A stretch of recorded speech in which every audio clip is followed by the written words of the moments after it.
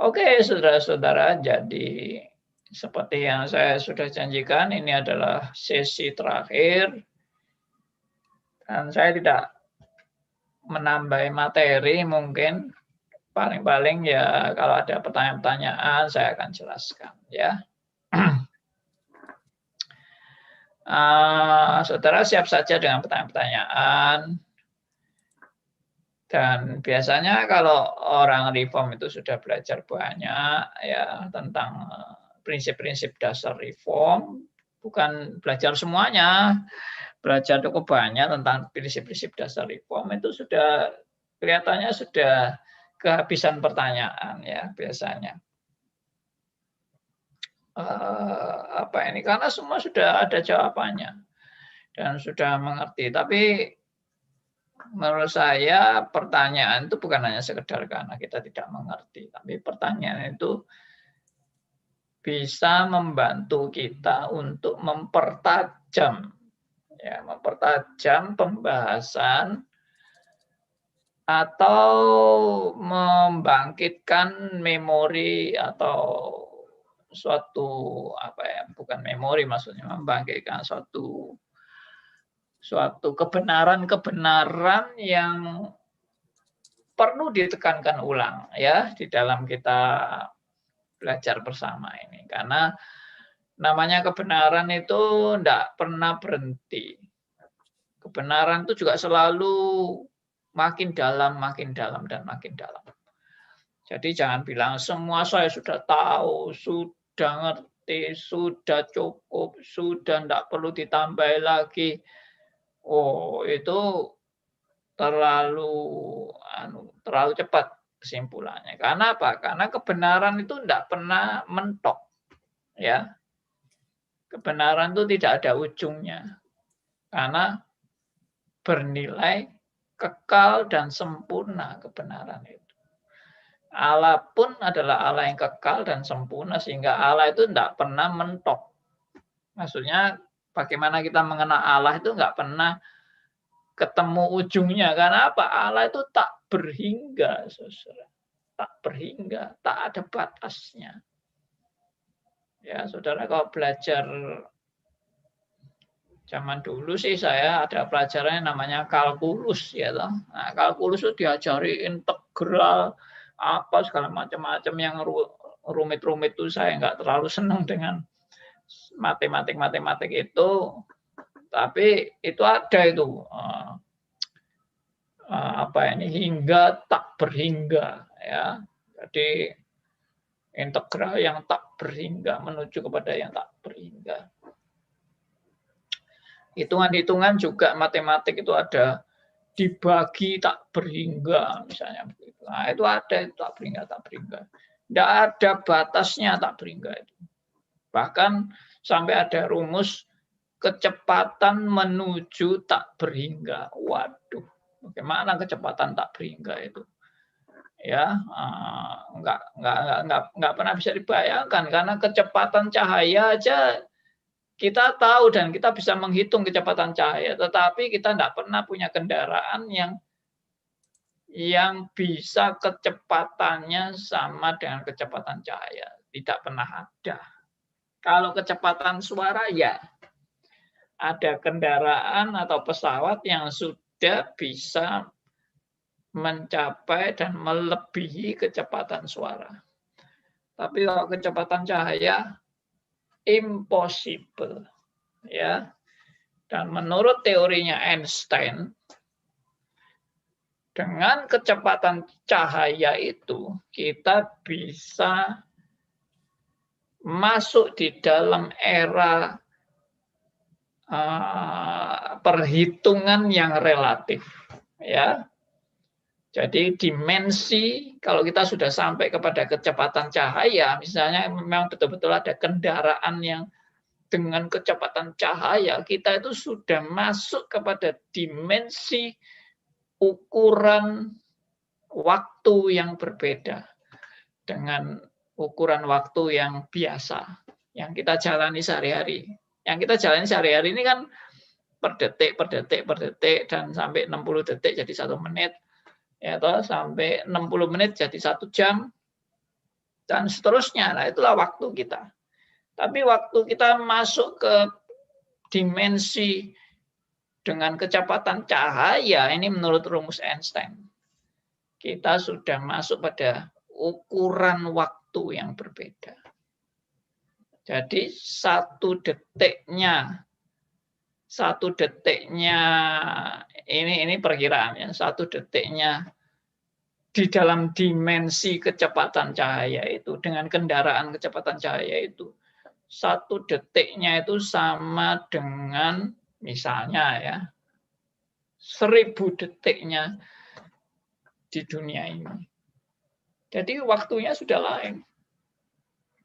Jadi saya di dalam kecepatan cahaya itu saya misalnya waktunya perjalanan kecepatan cahaya itu dalam waktu 1 tahun saya mengikuti kendaraan kecepatan cahaya 1 tahun.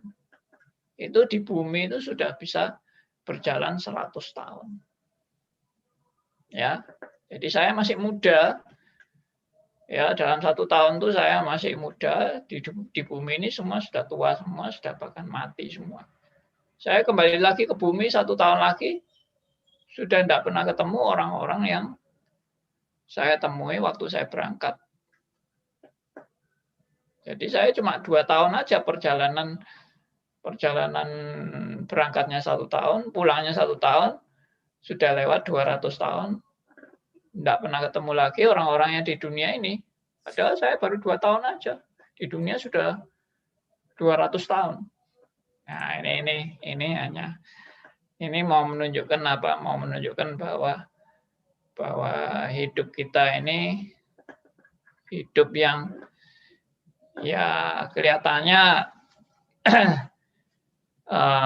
banyak hal-hal yang kita tidak bisa pelajari ya, banyak hal-hal yang kita di luar kemampuan kita berpikir ya, tapi itu ada, pasti ada, yaitu perhitungan Allah di surga dan perhitungan kita di bumi, itu aja sudah menunjukkan perbedaan.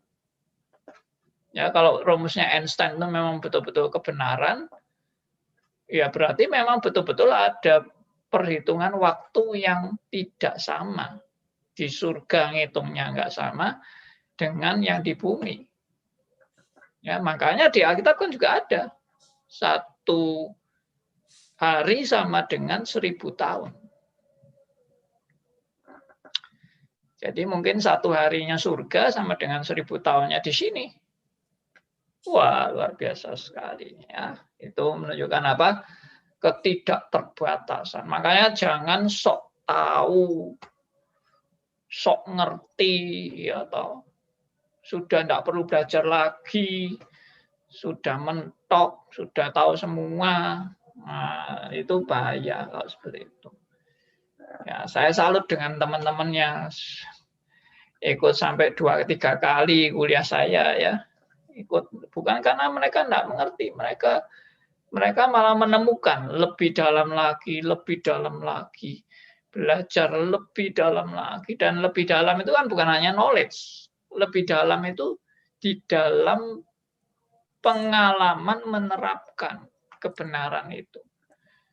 Siapa yang punya pengalaman menerapkan kebenaran dengan sempurna? Siapa?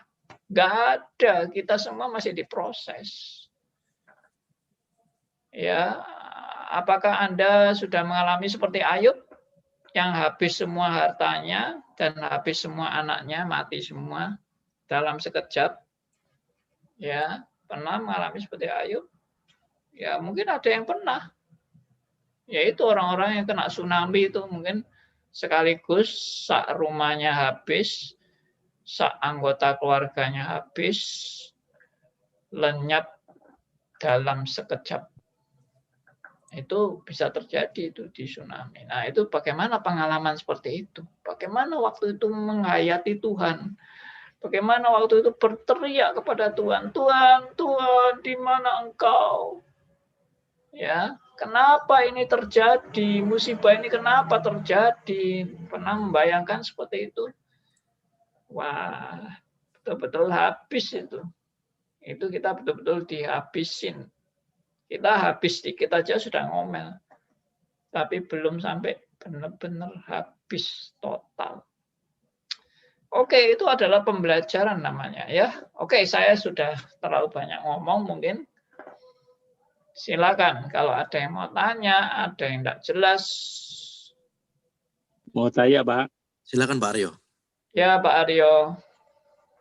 Dari pelajaran 24 sesi ini, panjangnya 24 sesi, itu yang saya tangkap luar biasa adalah bahwa kebenaran dan kesesatan atau ketidakbenaran itu dulunya kita anggap sebagai sesuatu hal dua besaran yang saling bertolak belakang. Kebenaran, kesesatan, kebenaran, kesesatan. Dulunya kita kan berpikir itu hal yang bertolak belakang, siang, malam, dan sebagainya gitulah. Ya. Kenyataannya makin belajar, makin kita makin tawur. Mungkin sudah tidak bisa lagi dipisahkan. Ini sudah jadi satu. Ya, wih, ruwet, jadi sulitnya luar biasa. Enggak, dulunya itu ya, sekarang sulit sekali untuk bisa memisahkan untuk ini sing salah, ini sing benar. Wah, angele luar biasa ternyata setelah mempelajari setan dan Tuhan tadi itu. Kira-kira. Yaitu intisari 24 sesi ini adalah yaitu ternyata kebenaran itu dan kesesatan campur semua bersatu padu jadi partner. Ya, puji Tuhan.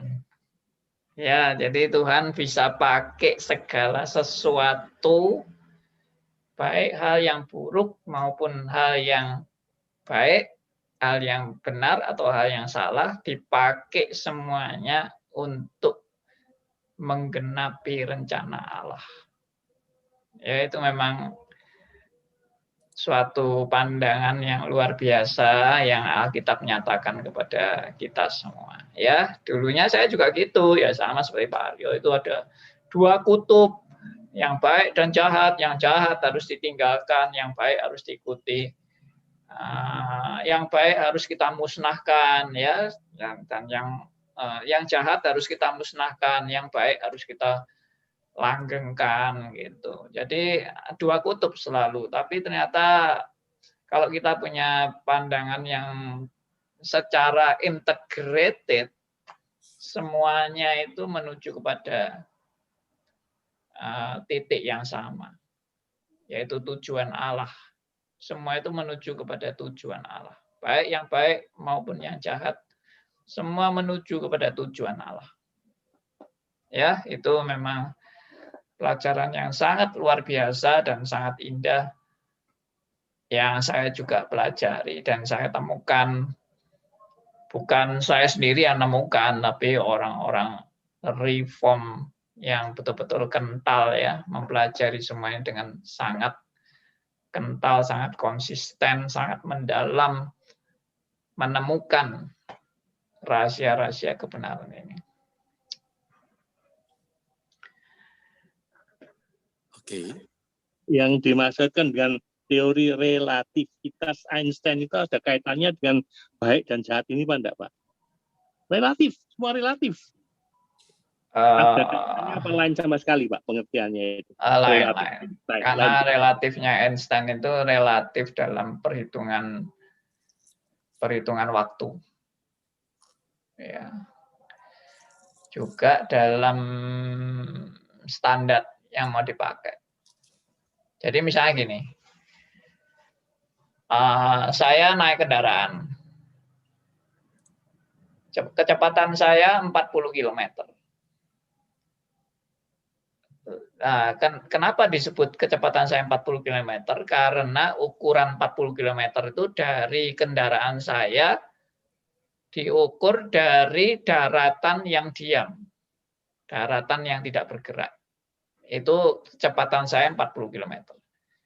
Tapi kalau ada mobil yang kemudian di sebelah saya, dan mobil ini juga jalan 40 km, maka kecepatan mobil saya dibandingkan mobil ini itu 0. Ngerti ya maksudnya ya? Ini ngerti. ilustrasi yang paling gampang.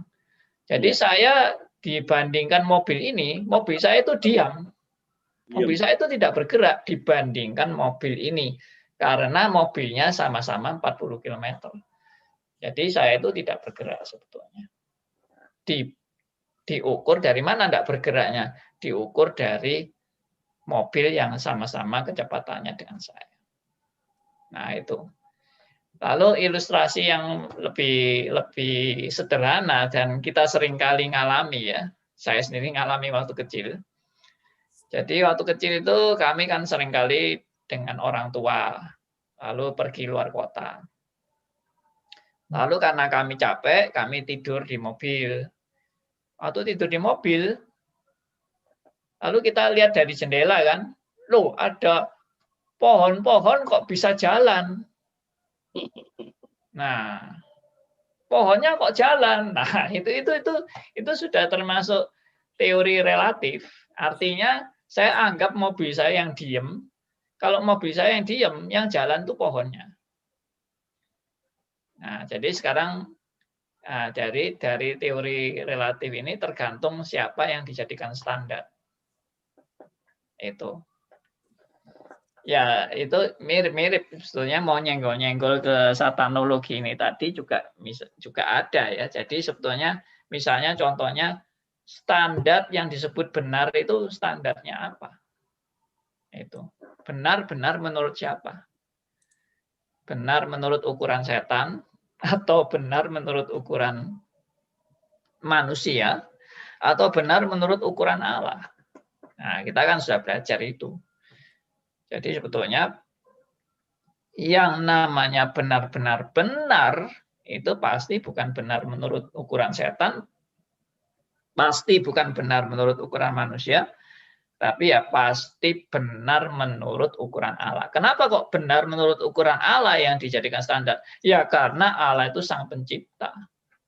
Dan dialah yang merupakan standar dari segala sesuatu. Jadi ukuran yang namanya benar atau tidak benar itu ukuran yang bersumber dari Allah sendiri, bukan dari manusia atau dari malaikat atau dari setan atau dari ukuran manapun, tidak, hanya dari Allah aja.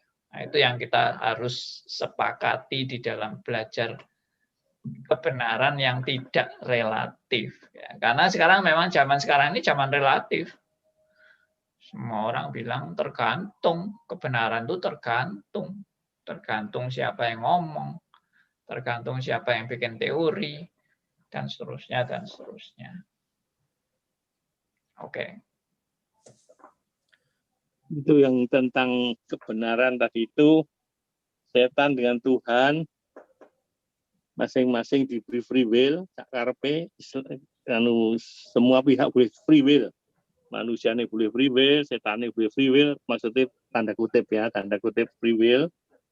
Tetapi satu kebenaran yang diolah oleh 3 orang ini, manusia, Allah, dan setan, masing-masing boleh bertindak gimana dengan tujuan jebakan apa, yang api dijebak jadi elek jebak jadi api, semua macam-macam lah. Tuhan tenang saja. Tenang saja. Silakan kamu menjebak sampai demikian rupa orang suci digiring ke suci sama si iblis, lantas dia dijebak di situ karena kesuciannya dan sebagainya. Tuhan tenang saja, sudah.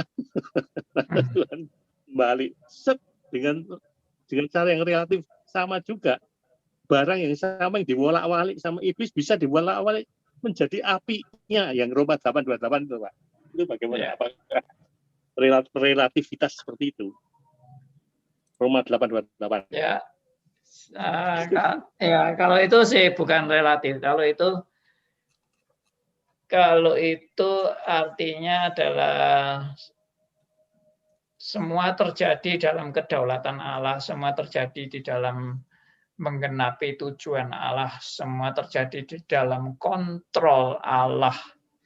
Dan tidak ada yang bisa terjadi di luar kendali Allah. Nah, itu Roma 8 ayat 28. Jadi Allah turut bekerja dalam segala sesuatu. Ya, itu Allah bekerja dalam segala sesuatu. Baik buruk, baik itu baik atau salah atau benar atau apapun, Allah bekerja dalam segala sesuatu, semua untuk menggenapi tujuan Allah. Ya. Jadi walaupun setan itu luar biasa punya jebakan dari level 1 sampai level kiri sampai level ekstrem kanan, semua punya jebakannya tuh. Iblis punya jebakannya. Manusia ada di level mana saja, pasti jatuh dengan jebakannya dia tadi itu. Tetapi Allah ketawa saja. Allah ketawa saja. Seperti anak Allah, yang hilang jadi dipulang. Anak yang di rumah hilang. Ya, jadi karena Allah justru menggunakan jebakannya setan itu untuk menggenapi rencana Allah. Jadi itu malah diperalat ya. Jebakan-jebakan setan itu diperalat oleh Allah untuk justru menggenapi rencana Tuhan. Jadi Allah sangat lihai. Nah, itu jangan diukur itu. Nah, ukurannya sudah lain lagi. Sudah tidak bisa diukur itu. Paling hebat, paling pinter. Allah sudah di atas itu sama sekali. Lumayan apa saja. Silahkan. Ya pasti itu, Pak. Ya itu yang saya dapat dalam satanologi ini. Yes. Ya, puji Tuhan. Dapat banyak berkat. Oke, yang lain silakan. Di WhatsApp sudah ada yang bertanya. Ini dari jam 1 siang tadi ya pertanyaannya Pak, dari Jeti. Selamat malam, mau tanya. Sahabat saya yang A bilang Tuhan bicara sendiri pada dia dan istrinya in supranatural way. Istilahnya dia. Saya tanya bicaranya berupa apa? Lalu ada teman lain yang B bilang, iya loh, ada teman dia yang C ini kalau berdoa bisa omong-omongan sama Tuhan, saut-sautan.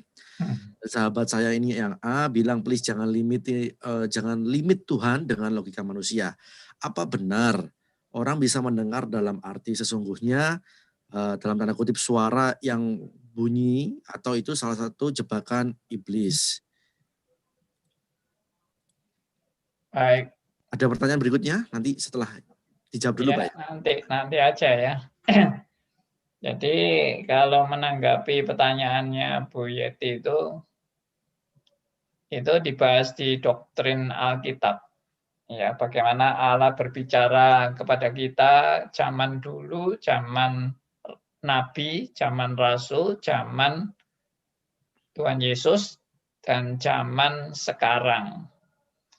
Itu bagaimana Tuhan cara berbicaranya. Nah, itu seringkali yang jadi kesalahan besar dari umat Kristen ini dalam menafsirkan Alkitab adalah menyamaratakan cara Allah berbicara. Ya, saya ulangi, kesalahan utamanya adalah menyamaratakan cara Allah berbicara. Kalau dulu Allah bisa bicara sama Adam, sama Abraham, sama Yakub, ya sama Musa. Kenapa Allah tidak bisa bicara sama kita sekarang seperti itu? Allah pasti bisa. Nah, itu yang menjadi presupposisi mereka di dalam meyakini Allah sampai hari ini bisa diajak ngobrol-ngobrol seperti Musa ngobrol sama Allah, Abraham ngobrol sama Allah, Gideon juga ngobrol sama Allah. Jadi ya kita pun juga bisa.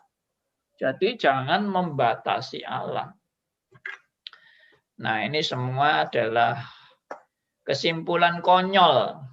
Ya, saya langsung aja to the point mengatakan itu kesimpulan konyol karena tidak belajar Alkitab baik-baik. Saya dulu juga punya pendapat seperti itu. Saya akui aja. Jadi saya ini juga sebetulnya sejalan dengan orang-orang yang pandangannya seperti itu. Dulu itu saya pandangannya seperti itu.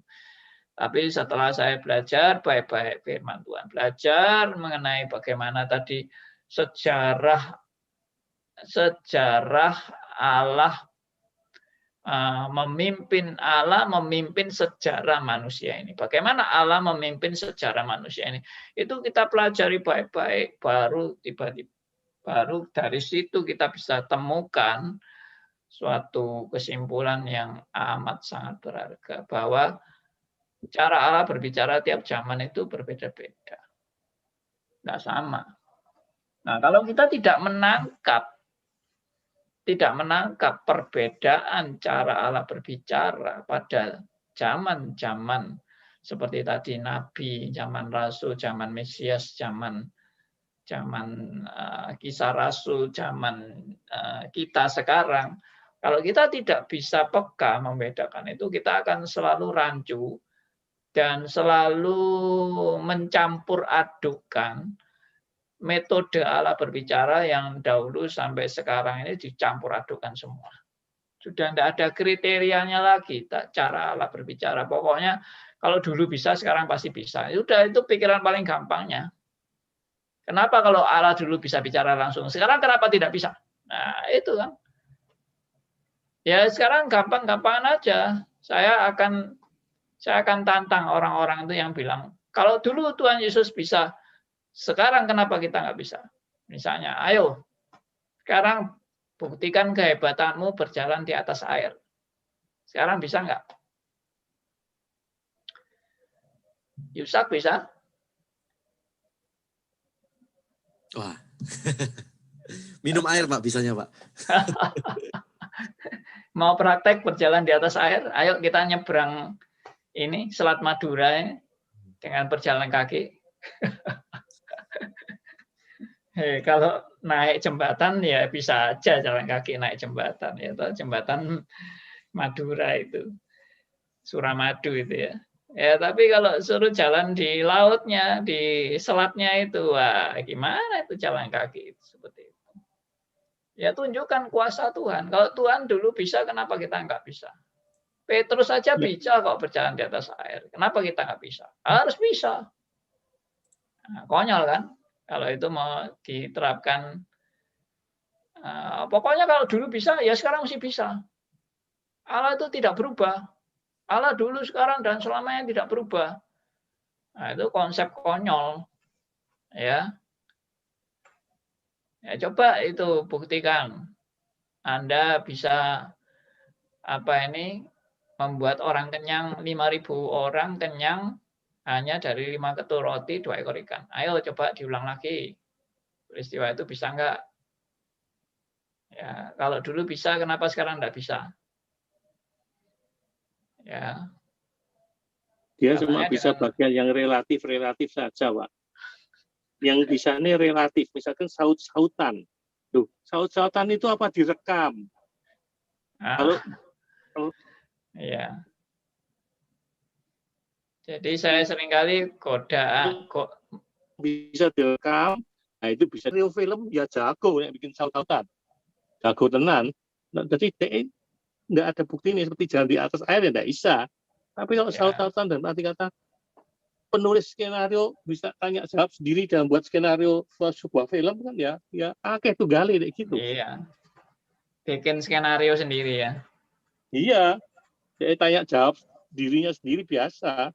Tapi nek bisa dibuktikan direkam suara Tuhan atau gimana atau jalan di atas air ada bukti dilihat. Nah itu enggak pernah bisa dia.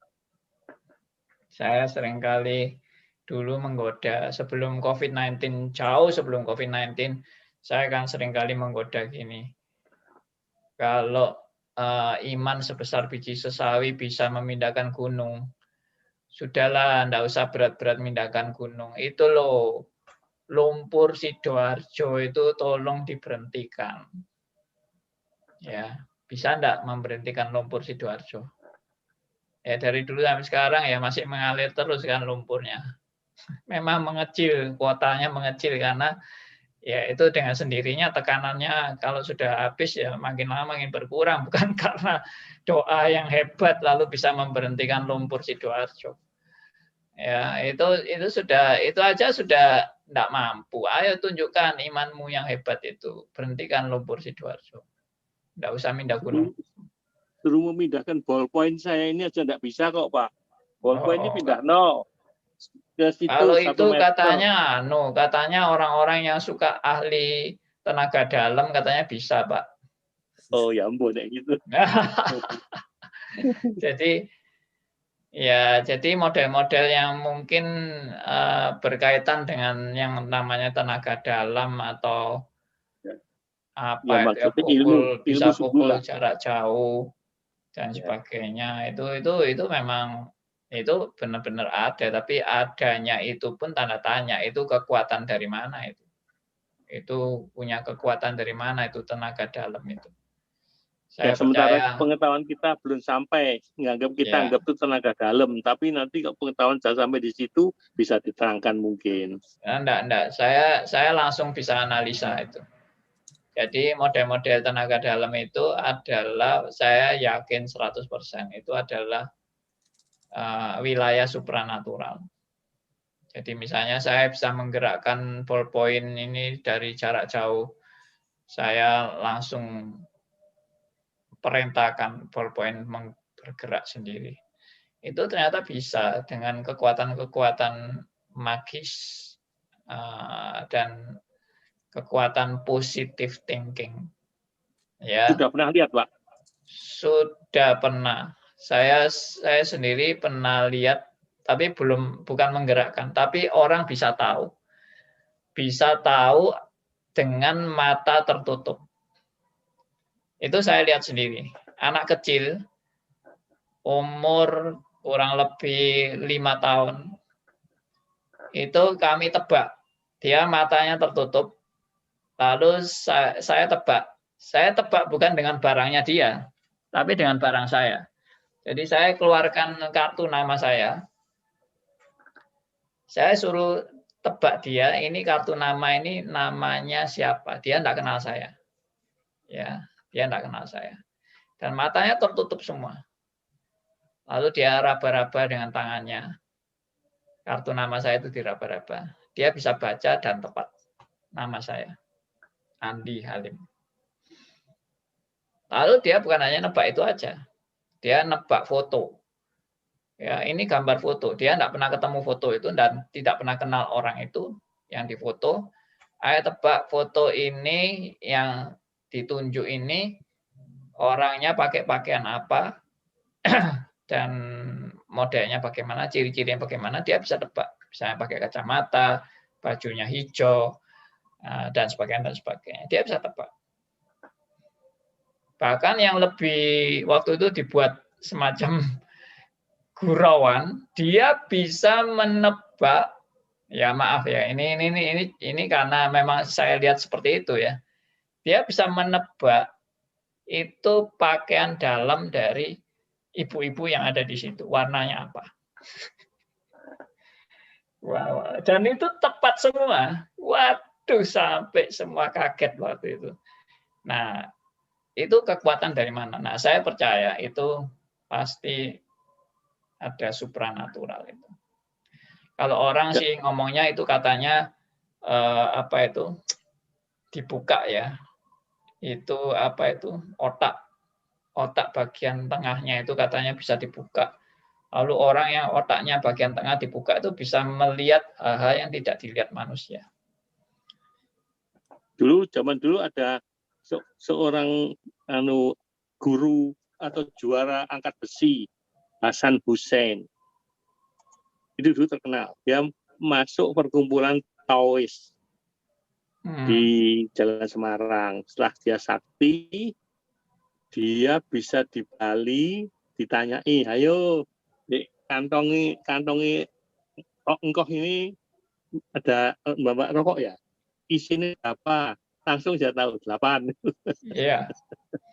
Dan itu makanya saya simpulkan seperti itu pasti bukan kekuatan manusia.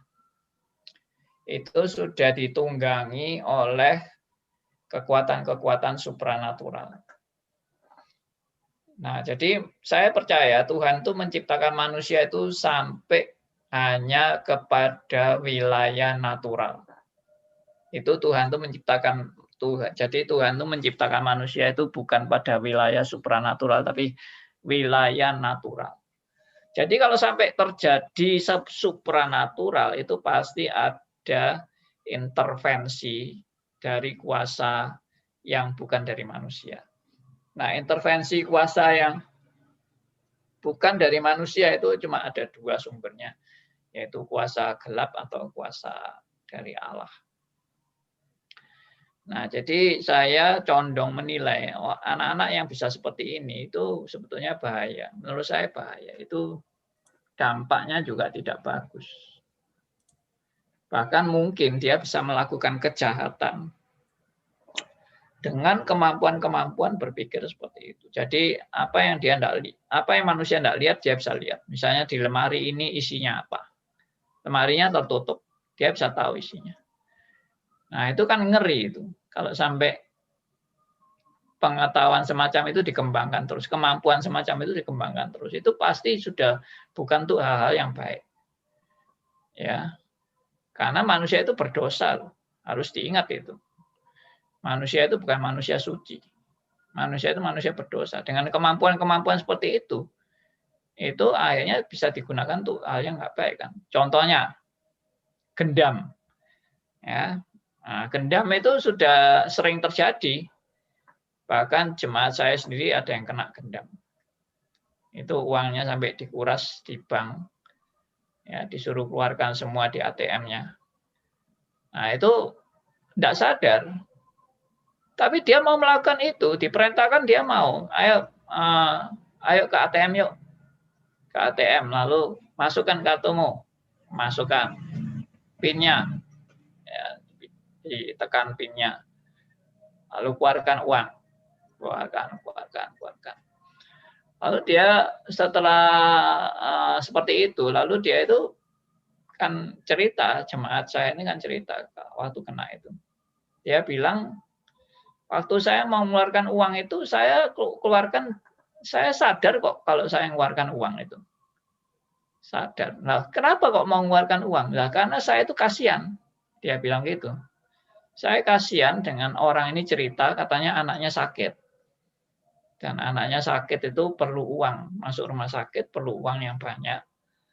Lalu saya tersentuh hati saya kasihan. Dan saya mau keluarkan uang itu dengan tanda petik, dengan rela. Padahal itu dia sudah tidak terkontrol itu. Tapi dia merasa dia itu dengan belas kasihannya dia mau keluarkan semua uangnya dia. Nah, itu yang terjadi. Jadi itu kan itu gendam ya. Saya percaya itu pasti bukan kuasa bukan hipnotis manusia Pak, biasa. atau bukan psikologi saja Pak, permainan psikologi. Bukan hanya sekedar mempermainkan psikologi. rasa kasih sayang pada orang lain.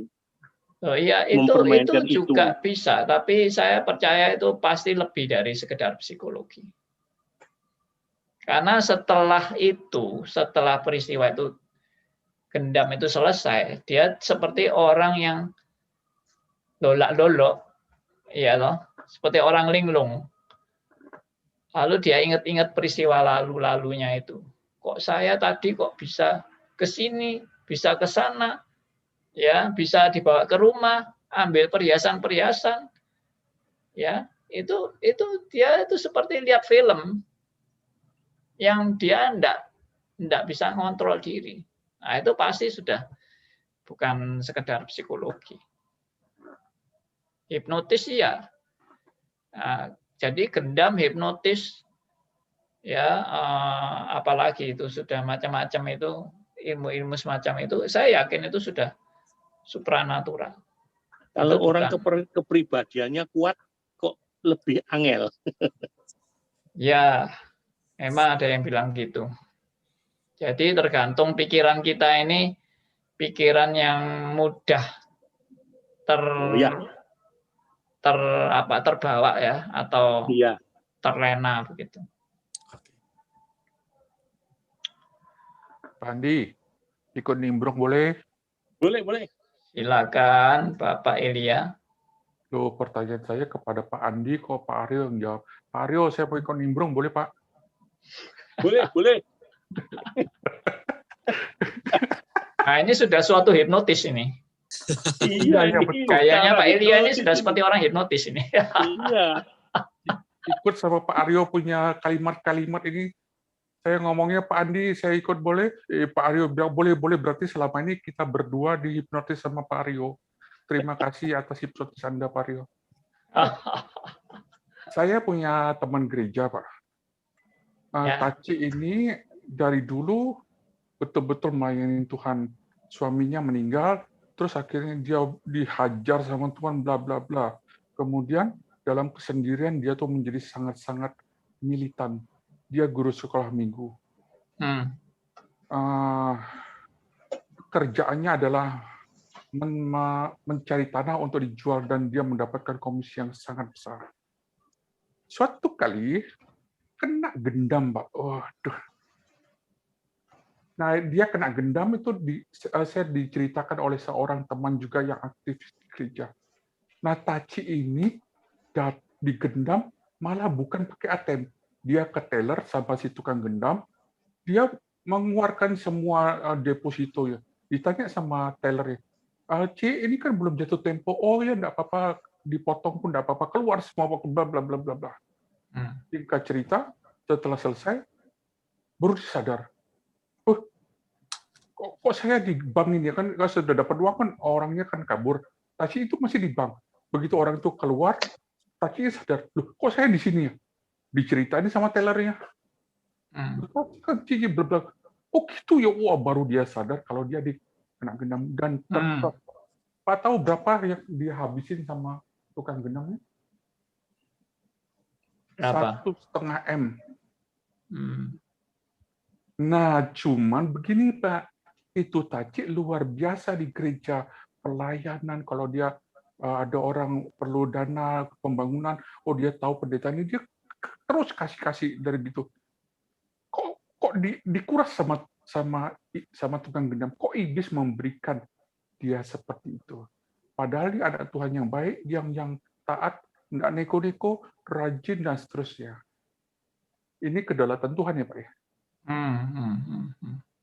Jadi saya sebelum mengikuti satanologi, saya dulu adalah muridnya Pak Andi di Pasar Bali. Lewat itu 9 tahun yang lalu ya Pak, 92 ya Pak ya? Betul ya Pak? Iya betul, 92. Bulan apa Pak masuk Bali? Kalau boleh saya review sedikit. Sekitar Januari mungkin ya. Saya lupa. Saya juga lupa. Nah, setelah 9 tahun, saya ketemu lagi Pak Andi di RMC Radio. Lagi dikupas tentang semuanya. Dan ya saya betul tadi Pak bilang, belajar itu bisa berkali-kali di Stris. Saya satu full di Stris 1 kali, dan berkali-kali di radio RMC. Kali ketiga, kena lagi di Zoom ini. Nah, itu yang saya ingin mengangkat sebuah kasus. Kalau kita melihat semua komprehensif, Pak begini Pak, dulu Pak punya utang sama saya Pak waktu sesi keberapa tuh ya? Ke 5 atau 6, saya tanya begini, Pak, kita murid Tuhan, kita tahu begini-begini, itu dari Tuhan. Iblis juga untuk menggenapi rencana Tuhan. Kita berperang sama iblis, iblis menggocok kita juga menggenapi rencana Tuhan. Jadi kita berperang sama iblis berarti kita melawan kehendak Tuhan dari sisi iblis itu. Sama seperti tadi Pak bilang relatif ya. Sama-sama 80-80. Diem ini, mobilnya kita gitu ya. Nah, kalau kita melihat dari dua sisi ini Pak. Waktu itu saya tanya, Pak bilang, oh itu nanti setelah setan dibahas baru kita jawab. Saya tagih utang Anda. Terima kasih itu dulu. Nah ya, sudah dibahas sekarang. Setannya sampai 20 sesi ini, 24 sesi. Jadi kalau kita melawan setan, kita salah, Pak. Sama seperti pekerja itu ya. Tuhan, itu ada ilalang. Itu harus saya cabut ya, saya izin cabut. Oh jangan, loh. Kebaikan hati pekerja yang tahu itu akan merugikan gandum dilarang sama tuan tanah. Berarti kalau saya tahu itu misalnya di gereja atau di komunitas atau dimanapun, saya lihat tuh tersesat. Sudah ngomong, dia juga mokong, daripada berantem, dibiarin. Kalau dibiarin, ada satu ayat, Pak. Kalau kamu tahu tapi kamu diam, kamu berdosa. Wah, ini kalau kita menelaah Alkitab ya kita harus betul-betul bisa melihat dilema-dilema ini yang saya ingin angkat supaya kita bisa mendapatkan jawaban. Oke. Ya, baik. Jadi saya pakai prinsipnya Rasul Paulus. Pada waktu Rasul Paulus dapat duri dalam daging. Reaksi Rasul Paulus adalah langsung adalah minta supaya utusan iblis itu diusir daripadanya. Dan menurut saya itu adalah suatu hukum yang normal. Jadi kita kalau diserang iblis tentunya kita reaksi normalnya itu adalah kita ingin menolak serangan iblis itu. Dan itu enggak apa-apa, itu bukan salah. Itu hal yang menurut saya ya seharusnya kita itu mengusir atau minta supaya iblis itu dienyahkan atau dijauhkan dari kita. Tapi tahap berikutnya di dalam reaksi Paulus yang sebetulnya tidak berarti dia itu reaksinya itu langsung divonis salah. Tidak, Tuhan pun mengerti bahwa itu reaksi yang normal. Tapi Tuhan mau mendidik Rasul Paulus untuk melihat lebih dalam dari sekedar fenomena yang terjadi. Jadi ada hal-hal yang Tuhan ternyata inginkan bahwa apa yang terjadi dalam kehidupan kita itu Tuhan justru mau supaya itu tidak disingkirkan. Tuhan mau justru memakai kejadian itu untuk kebaikan bagi kita. Itu yang Rasul Paulus gumulkan dan yang akhirnya Rasul Paulus juga mengerti maksud Tuhan dan dia bahkan kemudian sudah tidak lagi mau mengusir utusan iblis itu untuk enyah daripada hidupnya dia.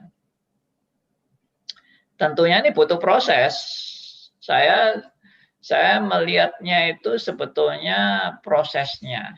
Prosesnya itu adalah Tuhan mendidik melalui dari tidak mengerti sampai mengerti. Dari tidak memahami sampai memahami. Dari tidak bisa menerima sampai menerima. Nah, itu proses belajarnya di situ. Dan itu nilai emasnya kan di situ. Nilai emasnya itu kan justru di dalam proses belajarnya. Bukan hasilnya ya. Hasilnya bisa lain-lain. Jadi tiap orang tidak harus sama dengan Ayub. Yang Ayub akhirnya semua dipulihkan. Tapi ada seperti ceritanya Yohanes Pembaptis, ya itu tidak ada jalan pemulihan, langsung dia dipenggal. Ya, tapi itu tetap semua, apakah Ayub berarti lebih beruntung dari Yohanes Pembaptis? Tidak. Kita tidak pernah membedakan keberuntungan dari nasib orang A atau nasib orang B, karena sama-sama anak Tuhan, dan sama-sama dipakai Tuhan, dan sama-sama memuliakan nama Tuhan.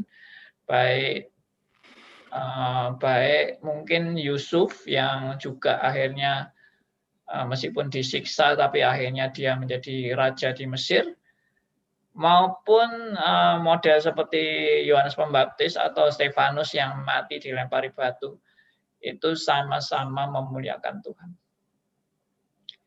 Tapi kita seringkali kan anggap yang model Yohanes Pembaptis dan Stefanus itu yang sial ya. Kalau Yusuf itu untung gitu.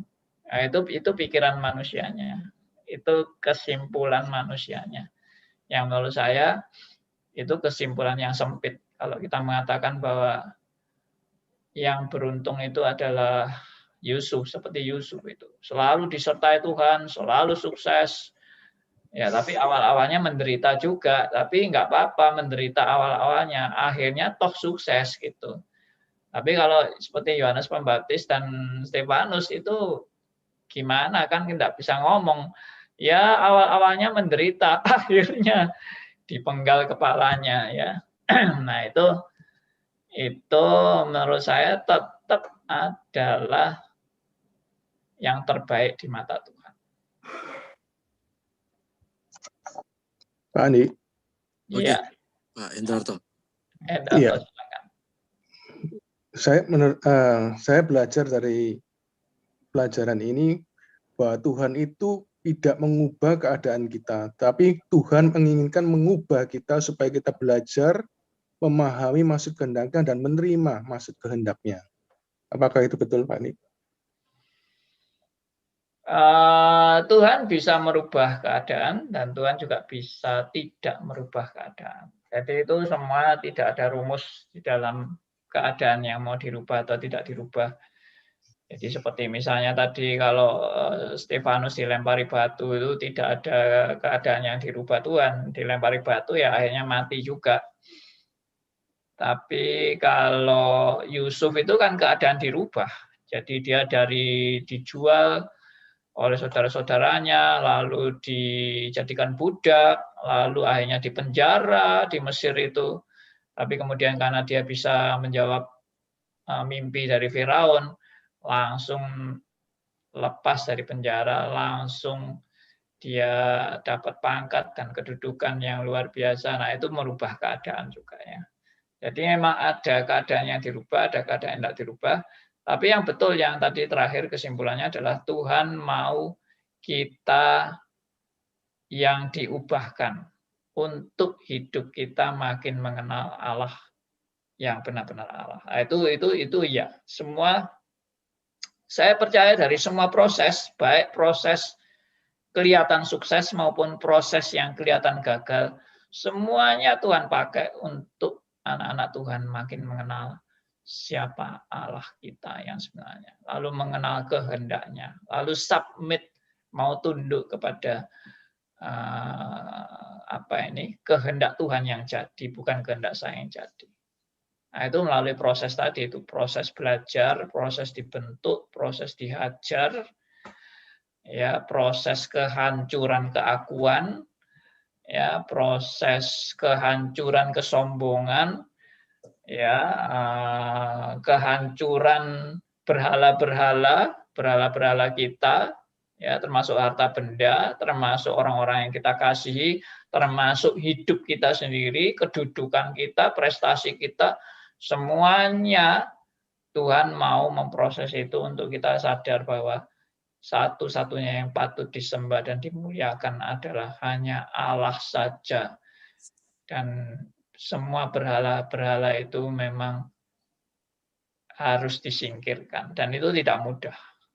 Menyingkirkan berhala-berhala kita itu tidak mudah. Karena semua orang itu pasti punya berhala. Ya, cuma berhalanya macam-macam, tidak sama. Ada berhala itu yang harta benda itu berhalanya, ada yang harga diri itu berhalanya, ya, kehormatan itu berhalanya, ya, ada yang prestasi itu berhalanya, ya. Ya, kalau Pak Elia seringkali mengingatkan si aku, nah, itu bisa menjadi memang berhala kita, si aku. Ya, dan itu memang Alkitab selalu mengingatkan kepada kita. Makanya Tuhan Yesus juga mengatakan, barang siapa mau ikut aku, dia harus menyangkal dirinya, memikul salibnya, dan mengikut aku. Ya sudah, itu menyangkal diri, pikul salib. Wow, itu proses seumur hidup tidak pernah selesai. Makanya saya tadi bilang, jangan merasa jadi orang Kristen, saya sudah cukup, sudah tahu semua, sudah belajar semua, sudah ngerti semua, dan sudah melakukan semua. Waduh, sombong amat kamu merasa sudah melakukan semuanya. Ya, nanti itu Tuhan akan menghadapkan Anda seperti pemuda kaya itu. Pemuda kaya itu yang merasa sudah melakukan semuanya. Ya toh, Tuhan Yesus bilang, kalau kamu mau sempurna, jangan berzina. Kalau kamu mau masuk surga, jangan berzina, jangan membunuh, jangan mencuri, hormati orang tuamu dan sebagainya. Anak muda ini bilang apa? Oh, itu sudah sejak kecil saya lakukan itu. Nah, kata lain kan dia sudah merasa sangat sempurna. Tapi Tuhan bilang, kalau kamu mau sempurna, jualah seluruh hartamu, berikan kepada orang miskin, dan ikutlah aku. Wah, langsung KO. Ya. Karena Tuhan tahu kelemahannya pemuda ini bagaimana. Nah, setiap orang pasti ada kelemahan. Saudara dan saya pasti ada kelemahan. Jadi sebetulnya pelajaran itu bukan untuk kita menghina pemuda itu dan kita lalu merasa diri kita lebih super dari pemuda itu dan pemuda itu goblok gitu aja nggak mau menyerahkan hartanya. No. Itu ayat itu justru mau menunjukkan kepada saudara dan saya semua bahwa kita tidak mungkin sanggup sempurna di hadapan Allah. Nggak mungkin. Jadi jangan menghina pemuda itu karena gambaran pemuda itu adalah gambaran manusia yang memang tidak mungkin bisa sempurna di hadapan Allah. Termasuk saudara dan saya tidak mungkin bisa sempurna di hadapan Allah. Nah, karena itu ini yang disebut dengan proses belajar, bahwa kita mengakui di hadapan Allah bahwa kita itu memang tidak sempurna. Dan kita mengakui bahwa hidup kita ini semata-mata bergantung kepada Allah. Dan kita mengakui, meskipun kita sadar bahwa kita itu tidak sempurna dan kita bergantung mutlak kepada Allah, tapi ternyata hidup kita pun masih sering sombong dan merasa diri kita lebih hebat dari orang lain, lalu menghakimi orang lain, lalu menganggap diri paling hebat, paling benar, dan sebagainya. Ya, begitu mudah untuk menjudge seseorang, ya, menghakimi seseorang. Ya, itulah natur manusia berdosa yang tidak pernah selesai. Kita terus-menerus diproses oleh Tuhan. Bersyukur kalau sadar seperti ini, daripada tidak sadar kalau dirinya itu tidak sempurna. Dan daripada merasa diri sudah sempurna, itu paling bahaya.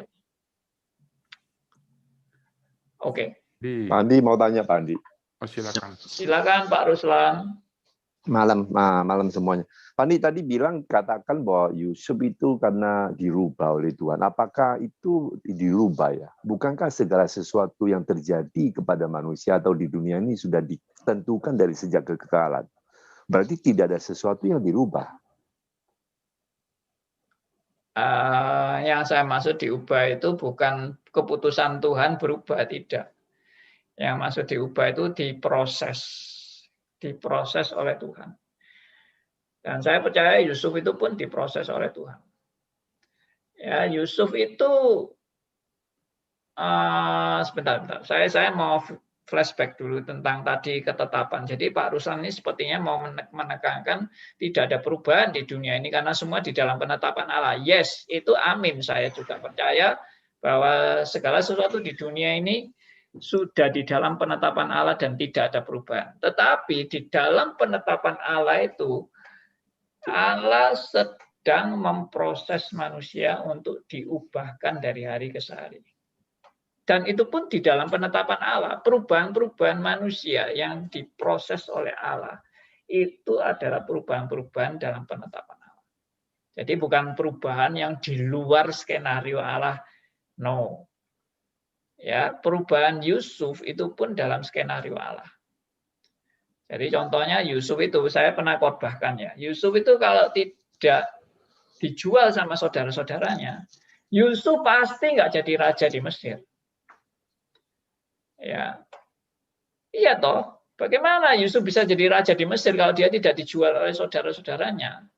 Jadi harus melalui proses dijual dan harus melalui proses menderita dan harus melalui proses difitnah oleh istri Potifar sampai akhirnya dipenjara. Harus melalui proses itu untuk bertemu dengan ini jalan Tuhan yang Tuhan sudah sediakan. Jadi itu memang sudah di dalam penetapan Allah, tidak di luar penetapan Allah. Dan itu bukan Allah merubah rencananya, tidak. Allah sedang menggenapi rencananya. Justru itu. Demikian Pak Ruslan. Boleh ya Pak, makasih. Ya silakan. Begini Pak Ruslan ya, supaya bisa saling nyambung ya. Kalau anak kecil, kalau Pak Ruslan yang dulu 10 tahun tidak boleh berubah karena harus ditetapkan begitu. Kalau tidak berubah ya Pak idiot Pak sampai dengan 10 tahun, 20 tahun, 30 tahun. Kan begitu ya konsep ditetapkan di saat itu, memang Tuhan menetapkan begitu anak SD. Begitulah seperti periodik yang harus terjadi dalam penetapan Tuhan. Mungkin itu membantu sedikit. Ya, itu memang betul itu. Itu kan kalau bisa dikatakan itu adalah proses transformasi, pembaharuan dari hari ke hari. Ya. Karena kita adalah hidup di dalam dunia itu ada satu pertumbuhannya. Ada proses mulai dari kecil, itu semuanya harus ada satu prosesnya yang seperti yang tadi Pak Andi katakan. Itu proses. Tapi kalau tadi dikatakan merubah, Yusuf dirubah, itu kan ya kalau orang yang tidak tahu bisa memikirkan tentang, oh Tuhan punya rencana ini, tapi Tuhan merubah lagi rencana yang lainnya. Plan A, Plan B, itu yang seperti itu. Terus satu hal lagi yang tadi seperti Pak Ilya katakan bahwa orang gendam, dan juga Pak Andi bilang orang gendam, sebenarnya itu bukan semua itu karena gendam. Itu rata-rata kebanyakan karena masalah manusianya itu rakus, Pak. Saya punya teman, saya mengatakan bahwa dia itu bukan kena gendam, tapi dia karena rakus. Dia pernah ketemu dengan seorang yang dari China, ya, dan orang China itu membawa US dollar untuk ditukar dengan tukar rupiah dengan harga yang cukup bagus, yang dia kalau ditukar semua, dia bisa mendapatkan keuntungan.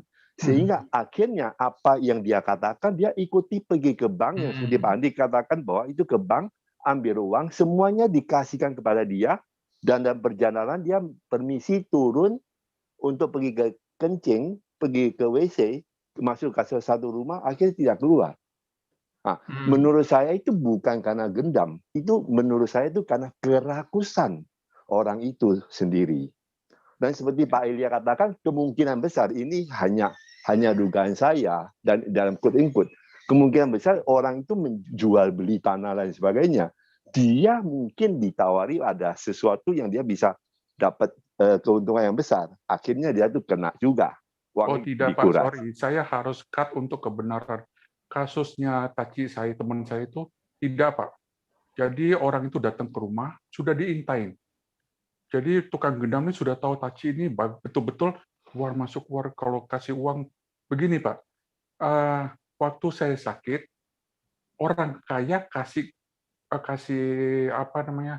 tanda prihatin kepada saya, katakanlah cuma 500.000.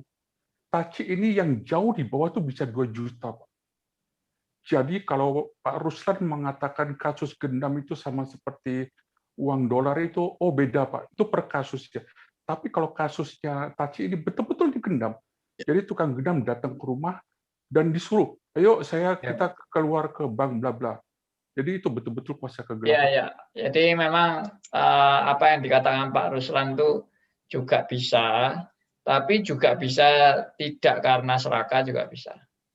Jadi saya pernah dengar satu cerita seorang suami istri yang baru menikah itu kena gendam sampai istrinya itu disetubui oleh orang yang menggendam itu, dan suaminya seperti kena sihir yang nggak ngerti apa-apa dan diajak ngobrol-ngobrol sambil di belakang suaminya itu istrinya disetubui. Dan istrinya pun melayani seperti itu sampai betul-betul bikin shock luar biasa, mereka berdua sampai nggak mengerti kenapa bisa begitu. Nah itu memang kuasa gelap ya, betul-betul ada kuasa gelap yang menghipnotis sampai membuat orang tidak sadar dan sebagainya. Makanya saya bilang tadi kalau kemampuan-kemampuan seperti itu berada di tangan orang berdosa, ya sudah, jadilah kejadian-kejadian itu. Tapi bagi kita tetap kita percaya ya bahwa kuasa Allah tetap ada di atas semuanya. Ya, kuasa Allah ada di atas semuanya. Baik itu gendam, baik itu hipnotis atau sihir atau dukun-dukun yang berkuasa segala macam, semua ada di dalam kedaulatan dan kontrol Allah. Waktu tanya Pak, itu orang-orang yang kena dendam dan sebagainya itu orang karismatik atau orang GKI, Pak? Ada orang reform, Pak. Oh, ya wes, yang boleh gitu. Saya tahu Biasanya pasti kita ada ini kok orang reform. banyak golongan yang karismatik yang kena gitu ya.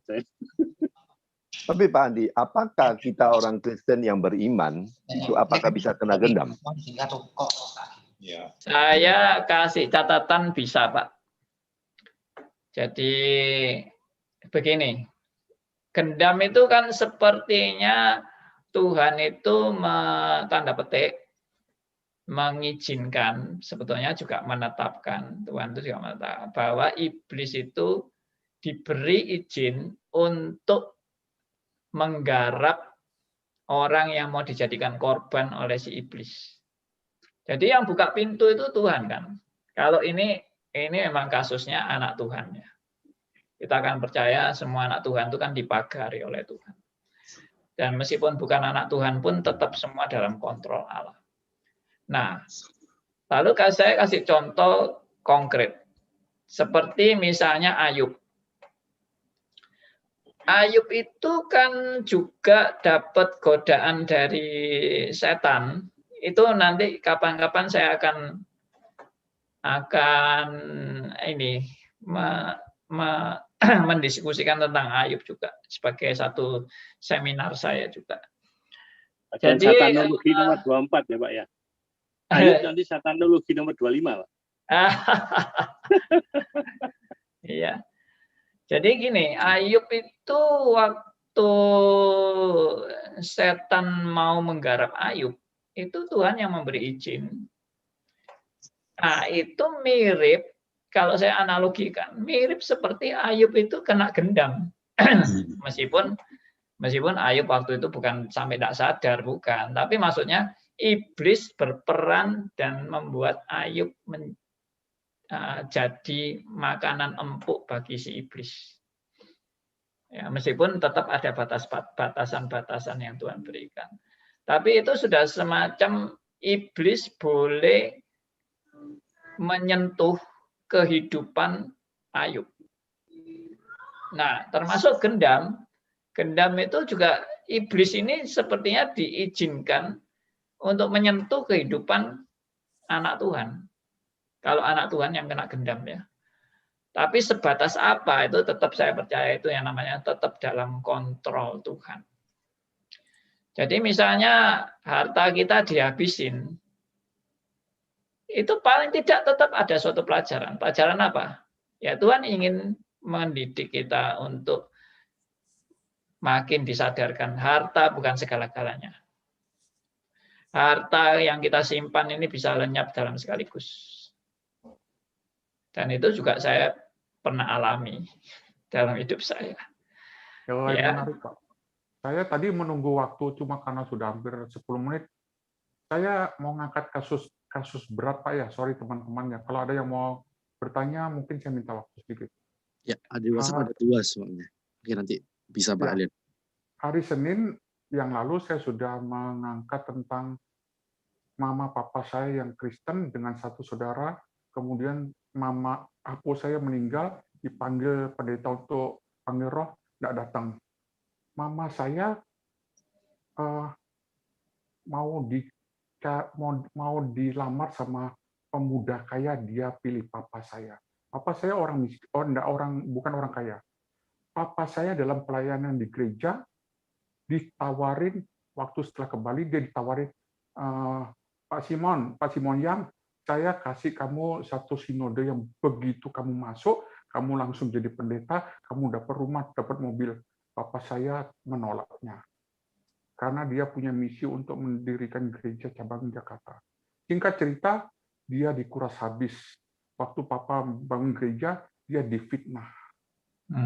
Nah, bagaimana kita melewati proses ini, Pak? Kalau itu seandainya teman kita, katakanlah seorang teman kita, seorang SS gitu ya, punya anak buah namanya Sundorote gitu ya. Kalau itu bertemu dengan kita lagi, sedangkan dia belum mengklarifikasi, meminta maaf dan seterusnya dan sebagainya. Karena kalau topik pria sejati kan kita harus ngaku ya, sorry ya, saya telah berdosa sama kamu, kita selesaikan. Wah, itu bagus. Kalau itu belum dilakukan rekonsiliasi, bagaimana kita bisa menghadapi orang yang menjalimi kita untuk supaya kita berpikir, ini penetapan Tuhan, ini Tuhan mau saya begini. Bagaimana Pak memberikan satu gambaran untuk kita bisa melewati hidup ini? Itu dulu, thank you Pak. Ya, saya kurang. Saya mencoba menjawab apa yang dikatakan oleh Pak Elia tadi. Kalau saya sendiri menjalani itu, saya tetap percaya bahwa semua itu ada di dalam kedaulatan Allah. Dan itu tetap untuk kebaikan bagi saya. Kalau saya misalnya mengalami tadi itu ya, sampai harta sebegitu banyak habis, lenyap, Tuhan mau ambil, yaitu haknya Tuhan. Makanya saya juga akan belajar seperti Ayub. Tuhan yang memberi, Tuhan yang mengambil. Itu haknya Tuhan. Dan Tuhan bisa pakai alat siapa saja untuk menggenapi itu. Entah itu orang jahat, entah itu teman saya sendiri, entah itu bahkan mungkin saudara kandung saya atau bagaimana. Itu bisa Tuhan pakai untuk menggenapi rencananya. Dan itu semua untuk kebaikan bagi saya. Supaya saya juga belajar tidak bergantung hidup kepada harta. Paling tidak itu. Paling tidak itu. Dan mungkin juga ada yang lain. Makanya saya juga pernah menganalisa atau bagaimana seandainya apa yang bisa dipelajari oleh orang yang pulang-pulang dari kebaktian lalu diperkosa. Lalu apa itu? Di mana yang namanya kebaikan bagi seorang gadis yang diperkosa setelah pulang dari kebaktian? Dan itu pernah terjadi. Ya, pernah terjadi waktu kerusuhan tahun 98 itu. Itu sampai shock. Ya, jemaatnya itu sampai shock, sampai di konseling dan sebagainya. Itu kita kalau nggak merasakan itu ya kita mungkin anggap enteng aja kan. Tapi kalau betul-betul ngalami dan itu anak kita sendiri yang digitukan, itu mungkin memang betul-betul bikin shock satu keluarga itu. Dan bagaimana bisa menerima kejadian itu. Nah itu tidak gampang. Tapi itu ya poinnya yang tadi saya bilang. Tuhan ingin kita itu tidak memberalakan. Baik tubuh kita sendiri pun kita tidak boleh memberalakan. Tubuh kita ini kan fana. Ya, memang ngomong gampang, saya tahu. Ngomong gampang. Gimana kalau anaknya Pak Andi sendiri ngalamin itu? Itu pun saya harus belajar. Belajar untuk memegang prinsip tadi bahwa saya tidak boleh memberalakan apapun dan siapapun. Ya. Kalau Pandi ketemu dia, Pak, si pelaku kezoliman itu, bagaimana sikap Pandi? Saya bersikap seperti Tuhan Yesus. Maksud saya begini. Diam. Bagaimana Tuhan Yesus bersikap terhadap ahli Taurat dan orang Farisi? Ampunilah mereka karena mereka tidak tahu. Enggak, Tuhan Yesus tidak pernah mendoakan orang Farisi seperti itu. Oh iya, ular beludak ya Pak ya? Ya. Iya.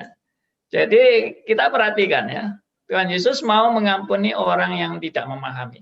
Jadi seperti prajurit yang menyalibkan dan sebagainya. Tuhan Yesus mau mengampuni. Karena mereka tidak tahu apa yang mereka perbuat. Tapi dengan orang Farisi ahli Taurat, Tuhan Yesus tidak pernah minta ampun untuk orang-orang seperti ini. Oke. Ya, nah itu bukan dendam loh ya, bukan dendam. Tapi itu memang bagaimana antara Kristus dan Belial mau dijadikan satu, itu tidak bisa. Bagaimana kepalsuan dan kebenaran mau dijadikan satu juga nggak bisa. Saya tidak katakan bahwa saya ini yang benar dan mereka itu palsu, tidak. Tapi kita sedang berjalan dalam kebenaran yang Tuhan nyatakan kepada kita. Oke, paham ya. Pak. Jadi... Halo Pak Andi Alim. Iya, Bapak Kegi baru bersuara. Ya, saya ini tadi mendengarkan tentang kena dendam dan tamak. Ini saya sampai tergerak karena waktu saya umur 16 tahun, saya keliling ke Bali.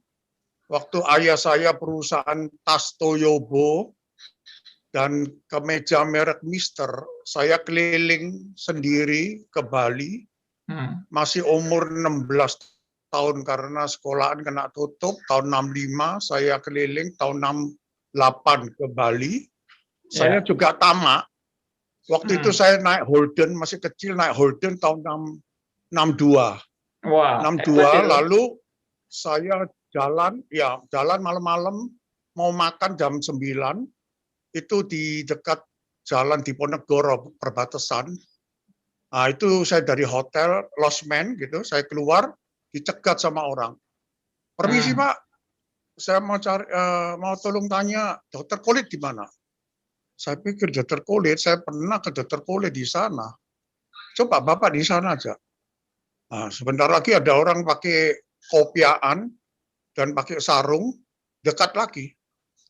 Permisi Pak, saya dari luar pulau, dari kapal, saya bawa emas berapa kilo.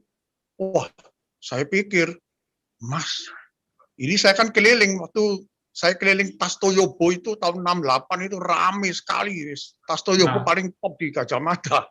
Sama kemeja Mister. Uang saya banyak, saya taruh di bawahnya itu kasur. Lalu dia bilang, loh Bapak kok ada emas dari mana? Saya dari kapal, saya butuh uang. Ini saya mau jual. Wah, saya pikir, ini saya bisa beli Holden tahun 65. Ini tamak saya. Waktu itu belum di dalam Kristus saya. Wah, ini tamak ini. Wah, saya bisa dapat Holden 65. Lalu saya bilang, coba, saya sadar. Coba Bapak beli. Dia bilang, ya saya beli 1 kilo. Saya beli 2 kilo. Nah, 2 kilo, oke, berapa? 300.000 uang waktu itu. 300.000 uang dulu. Sudah gitu saya lari ambil uang. Lari ke hotel apa, Suranadi kalau nggak salah dulu. Langsung saya ambil uangnya. Langsung saya lihat, loh orangnya kok nggak ada semua. Tahu-tahu keluar dari samping. Oh Pak, ini Pak, coba. Saya pikir emas kan mesti saya lempar. Emas kira asli rek. Wah iso soge tamak saya. Langsung saya bayar langsung 2 kilo. Sudah itu saya masih tamak. Saya bilang gini, masih ada lagi, masih ada 2 kilo. Oke, saya beli lagi. Saya lari ke hotel. Saya sadar, wah ini BE palsu ini. Langsung saya balik, saya duduk di warung. Loh, kok hilang kabeh? Langsung saya pergi ke Gajah Mada, saya ke toko terang Denpasar. Saya kan ada jual emas juga. Coba ini diperiksa sama toko terang Denpasar, diperiksa. Palsu ini sepuh emas. Mati. Tapi saya waktu itu nggak di dalam Kristus, saya lapor polisi. Wah, saya ditangkap ini karena selundupan. Sudah gitu, saya waktu besoknya saya telepon ayah saya. Waktu ayah saya di Bank Surakarta. Saya telepon, Pak, saya ditipu Pak 2 kilo beli emas. Ayah saya waktu itu nggak marah. Oke, itu pengalaman bagi kamu. Nanti saya tunjukkan emas yang asli. Dia bilang, oke Pak, ya Mas Kamsia. Waktu saya cerita orang-orang waktu saya di bank ambil uang, ada langganan saya itu toko mujur, semua tahu itu di Denpasar, sampai malu saya. Waktu itu saya malu, waduh ini kena tipu emas 2 kilo, tamak. Tapi sekarang ini saya nggak merasa malu karena bisa cari uang sendiri. Kalau dulu masih muda. Wah, itu pengalaman. Waduh, itu saya belum dalam Kristus. Saya kira itu bisa saya kena dendam dan juga saya tamak, dua-dua. Ini saya cerita ya. Saya cerita secepatnya. Saya pernah kena dendam waktu di restoran. Saya duduk di restoran kan ada orang kemanten-kemanten itu kan didendam, dihipnotis. Saya tahu ini setan. Saya di dalam hati saya dalam nama Yesus nyala iblis, saya nggak hiraukan dia. Langsung yang kena tetangga saya Pak, sampai famili saya loh. Diki kok nggak kena ini? Padahal tujuannya saya mau ditidurkan, mau ditelanjangi, nggak kena. Saya bilang ini setan itu. Nah, gitu, nah itu kalau di dalam Kristus saya kira nggak bisa kena dendam, Pak. Ya. Itu Pak pengalaman saya, Pak. Terima kasih. Sejauh Tuhan tidak mengizinkan, ya, tidak akan kena. Dari WhatsApp ada yang gabung, Pak. Malam, Pak. Dari Dius Pardede. Bagaimana aplikasi memuliakan Tuhan ketika menghadapi masalah dalam hidup ini? Tentunya semua by only grace ya, Pak ya. Jadi sudah terjawab juga dari Pak Andi. Iya. Pak juga mau menambahkan. Kemudian ada Pak Bu Prisil. Malam Pak Andi, jika kalau kita ketemu setan apa yang harus dilakukan? Karena menurut Pak Andi jangan dihadapi langsung. Dan apabila dengan doa, bagaimana bunyinya? Terima kasih. Oke. Ya, jadi segala sesuatu terjadi untuk kebaikan. Maka kita percaya kebaikannya itu adalah untuk kita. Beberapa kebaikan itu apa sih artinya? Kebaikan itu adalah kita makin mengenal siapa Allah kita. Kita makin mengenal Allah kita adalah Allah yang berdaulat dan berotoritas dalam hidup kita. Kita makin mengenal akan tujuan hidup yang benar. Ya, tujuan hidup kita adalah tujuan untuk memuliakan namanya dan membesarkan namanya. Dan tujuan kita juga adalah melaksanakan misi amanat agungnya yang Tuhan percayakan pada kita. Dan kita sadar hidup kita bukan milik kita lagi. Hidup kita adalah milik Kristus. Nah, itu yang Tuhan mau di dalam pertumbuhan-pertumbuhan kita. Di dalam mengalami masalah demi masalah, Tuhan mau kita bertumbuh. Tuhan mau kita sadar siapa diri kita. Tuhan mau bahwa kita ini hanya sementara hidup di dunia ini. Tuhan mau supaya kita sadar semua ini hanya titipan saja. Dan saya tidak akan selama-lamanya memiliki apa yang saya miliki. Suatu saat semuanya akan dilepas. Dan selama saya hidup di dunia ini, hidup saya adalah bukan untuk diri sendiri, tapi hidup bagi Dia. Hidup untuk memuliakan namanya, hidup untuk melaksanakan amanat agungnya, ya, hidup untuk melepaskan berhala-berhala dalam hidup saya, termasuk si aku yang harus dihancurkan. Nah, itu semua adalah proses dalam kehidupan melalui segala peristiwa yang kita alami. Jatuh bangunnya kita, ya, masalah hidup, problema, kegagalan, sakit, penyakit, termasuk keberhasilan pun adalah bagian daripada ujian dan pencobaan yang saudara dan saya sedang jalani untuk diproses oleh Tuhan. Nah, ini semua adalah maksud Tuhan bagi saudara dan saya. Nah, bagaimana kalau kita ketemu iblis?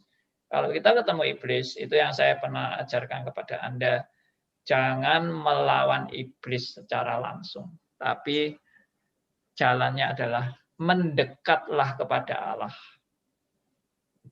Maka yang melawan iblis itu sebetulnya bukan kita. Yang melawan iblis itu adalah Allah sendiri. Kalau kita yang melawan iblis, pasti kita kalah.